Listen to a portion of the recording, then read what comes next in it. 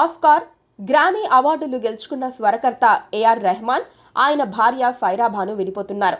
1995లో పెళ్లైన వీరిద్దరూ 29 ఏళ్ల సహజీవనం తర్వాత దూరం జరుగుతున్నారు.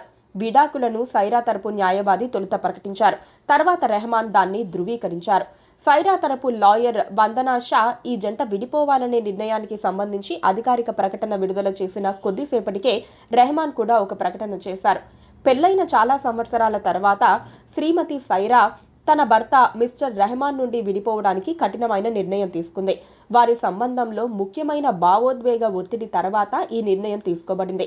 ఒకరిపై ఒకరికి గాఢమైన ప్రేమ ఉన్నప్పటికీ ఈ జంట ఉద్రిక్తతలు మరియు కష్టాలు తమ మధ్య అధిగమించలేని అంతరాన్ని సృష్టించాయని కనుగొన్నారు. ఈ సమయంలో ఏ పార్టీ కూడా వారధి చేయలేకపోయింది.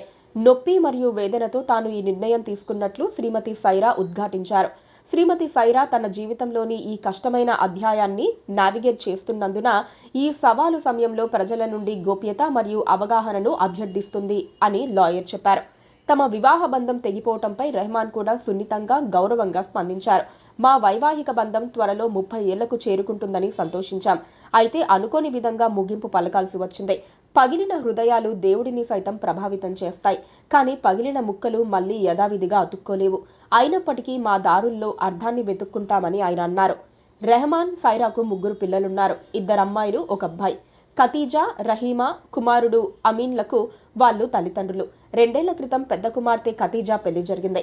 తమ తల్లిదండ్రుల వ్యక్తిగత గోప్యతను గౌరవించాలని అమీన్ ఇప్పుడు ఇన్స్టాగ్రామ్ వేదికగా అపీల్ చేశాడు. రెహమాన్, సైరా తమ విడాకులకు కారణాలు చెప్పకపోయినా ఒత్తిడిని తట్టుకోలేకపోతున్నామన్న ప్రకటనపై అనేక విధాలుగా చర్చ జరుగుతోంది. కొన్ని రోజులుగా రెహమాన్, సైరా మధ్య పొసగటం లేదని సన్నిహితులు చెప్పుకుంటున్నారు. రెహమాన్ తీరులో ఏదో మార్పు వచ్చిందని సైరా అనుమానిస్తోందట. రెహమాన్ కూడా ప్యాచప్ కు ప్రయత్నించకుండా పోతే పోని అని వదిలేశాడట. దాంతో మాటలు కుదరకనే విడిపోయారని చెప్పుకుంటున్నారు. విడాకులను సైరా మొదట ప్రకటించినందున ఆమెదే తప్పు అని అనటానికి వీల్లేదని దగ్గరి వారు చెబుతున్నారు.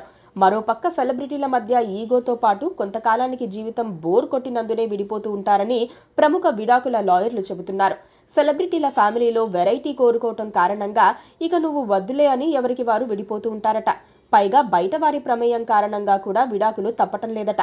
దగ్గరి బంధువులు, మిత్రులు పెట్టే తగవులు కూడా విడాకులకు దారితీస్తూ ఉంటాయట. అయితే విడిపోవడానికి కారణాలు మాత్రం చాలా జంటలు బయట పెట్టవు.